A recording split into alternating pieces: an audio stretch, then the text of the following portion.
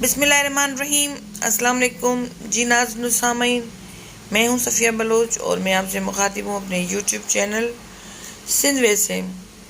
دوستو، میری آج کی ویڈیو کا ٹاپک ہے آگے کی تیاری کیجیے۔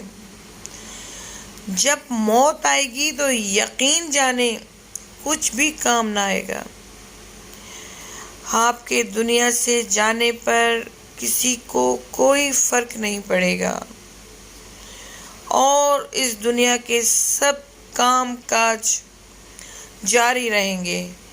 آپ کی ذمہ داریاں کوئی اور لے لے گا، آپ کا مال وارثوں کی طرف چلا جائے گا اور آپ کو اس مال کا حساب دینا ہوگا۔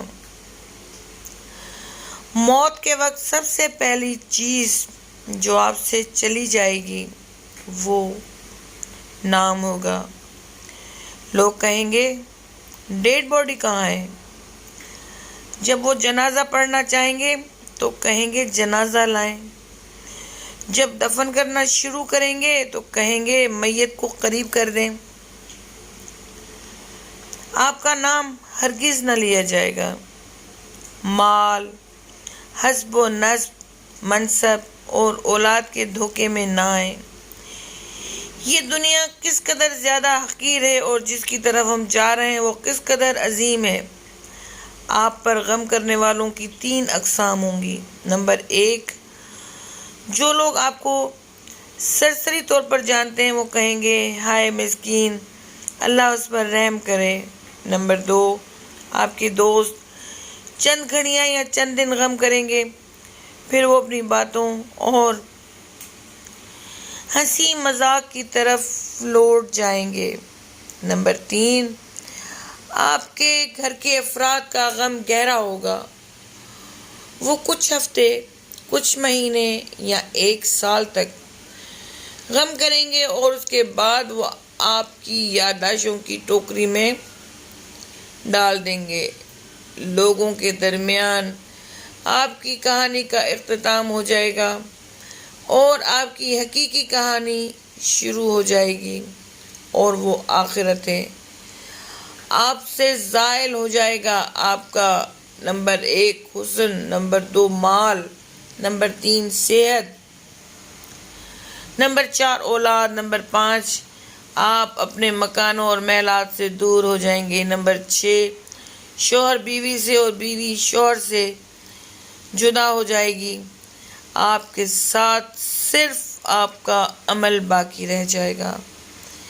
یہاں سوال پیدا یہ ہوتا ہے کہ آپ نے اپنی قبر اور آخرت کے لیے ابھی سے کیا تیاری کی ہے؟ یہ وہ حقیقت ہے جو غور و فکر کی محتاج ہے، اس لیے آپ اس کی طرف توجہ کریں۔ نمبر 1 فرائض، نمبر 2 نوافل، نمبر 3 پوشیدہ صدقہ، نمبر 4 نیک مال، نمبر 5 تہجد کی نماز، نمبر 6 اور اچھے اخلاق کی طرف شاید کہ نجات ہو جائے۔ مرنے والوں کو اگر دنیا میں واپس لوٹایا جائے تو وہ صدقہ کرنے کو ترجیح دے گا، جیسے کہ اللہ کا فرمان ہے، اے میرے رب، تو نے مجھے قریب مدت تک مہلت کیوں نہ دی کہ میں صدقہ کرتا۔ وہ یہ نہیں کہے گا کہ میں نماز ادا کر لوں یا میں روزہ رکھ لوں یا میں حج اور عمرہ کر لوں۔